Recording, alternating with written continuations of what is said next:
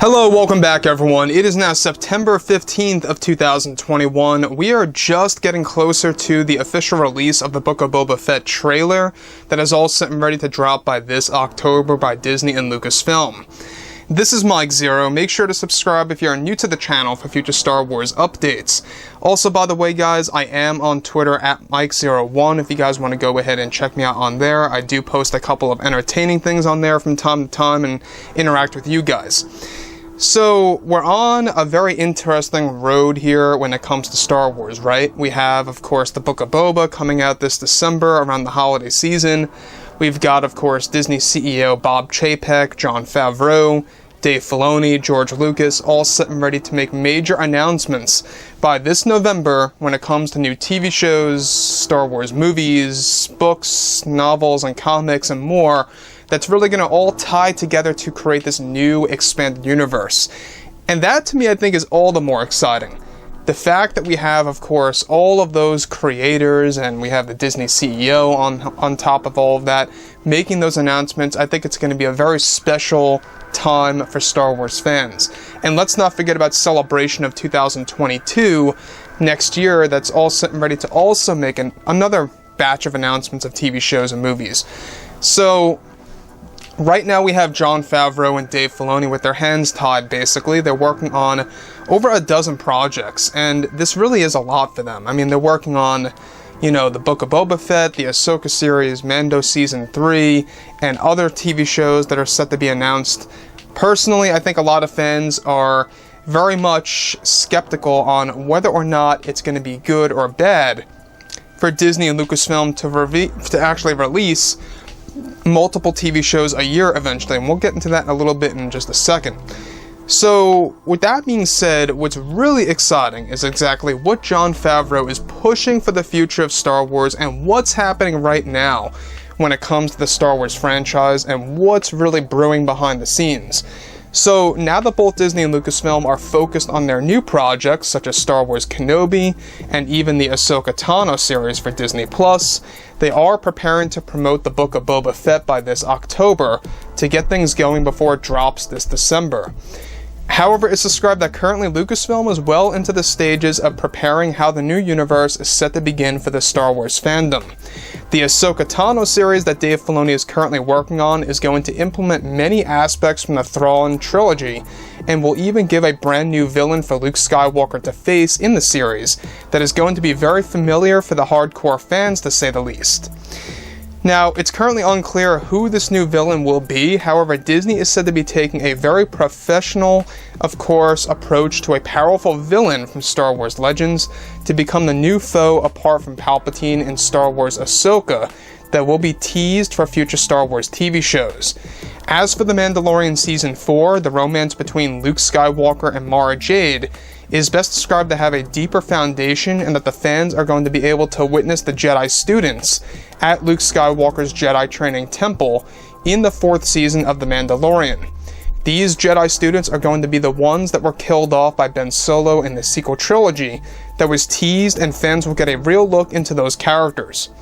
Now, Lucasfilm additionally is actually described to already be preparing to make them regular characters for a brand new series that revolves around Luke Skywalker that is currently dubbed Star Wars Jedi Knight, that will explore Luke's early life discovering Jedi and Sith lore by 2024.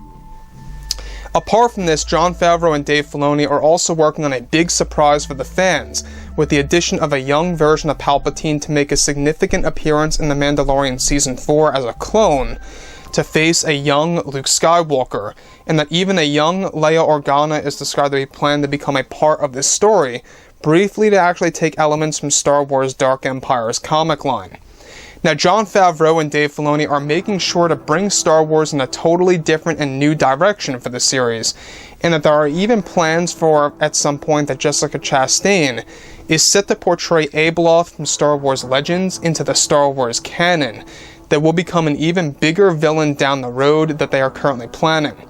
Now, the plan by Lucasfilm is for each Star Wars show to have a bigger budget as they move through. With Star Wars Andor set to look like a movie, Star Wars Kenobi will as well in order to actually match things up with the prequels. Lucasfilm has a plan to eventually release 3 to 4 Star Wars TV shows on Disney Plus a year at some point in order to actually really explore the Star Wars universe in greater depth for the fandom. Now, the lightsaber duel between Luke and Mara Jade is still planned for The Mandalorian Season 3, that is set to be filmed by early 2022 for the end of the season that will showcase her as a villain. Now, here's the very exciting thing about all of this, is that this is obviously Jon Favreau taking many of the highlights from Star Wars Legends, and you know what? I think that is very much brave of him to do so. We already know that Kathleen Kennedy does not like this approach by Jon and Dave.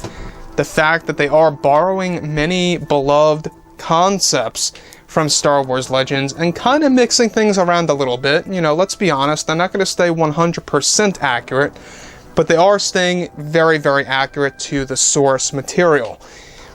And I think that is all that really matters. The best that they can do, and doing everything to the best of their ability to really make Legends as, accurate and authentic as possible in this new era that's going to be explored, right? So, I think that obviously the fact that Disney and Lucasfilm are approaching to release 3 to 4 Star Wars TV shows, let me know what you guys think about that, because some fans out there are going to believe that's way too many TV shows a year. Some fans are going to be perfectly fine with that. However, I'm not quite sure just yet. It depends. It really does depend on the TV show. If you're going to do things on and off, that's fine. Like if you're going to have, let's say, for example, a show that's more focused on the Jedi and the Force, that's fine. Then skip and go ahead to a bounty hunter-oriented TV show. Then skip ahead and go to an animated TV show. If they can do something like that, that's perfectly fine. In fact, that's already what they're doing for 2022 for starters. We got Kenobi, we've got Andor, we've got The Bad Batch Season 2, and even yet another Star Wars TV show, such as The Mandalorian Season 3. That is already 4 TV shows for 2022 as of right now, unless they delay 1 or 2 of those shows, which I don't see them doing that, because they always said this before in the past, that they want to make 2022 a very special year for Star Wars fans. They know that the fandom didn't really have all that much Star Wars, material to really watch and enjoy for, of course, this year. Sure, we got The Bad Batch. Okay, we get that. But sure, now we're getting the Book of Boba Fett. But this was all spread apart massively, right? So now what they're trying to do is that they want to create this constant flow of Star Wars TV shows on the Disney Plus platform to just see how it goes. 2022 is going to be basically a trial run to see how the fans like that steady flow of Star Wars TV shows. And if it works out well for them, they're going to continue to keep on doing that for the years to come throughout the 2020s, which is very exciting. I mean, who doesn't like Star Wars at all when it comes to anything that's closer to Star Wars Legends material, right?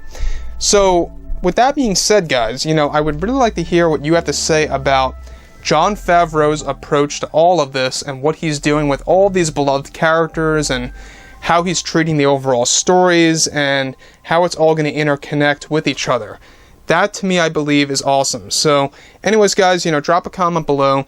Let me know about all of this in the comments, and if you guys did enjoy the content for today, do make sure to drop a thumbs up on this video to support the channel. I thank you all so very much for the kind support, and I'll catch you guys next time.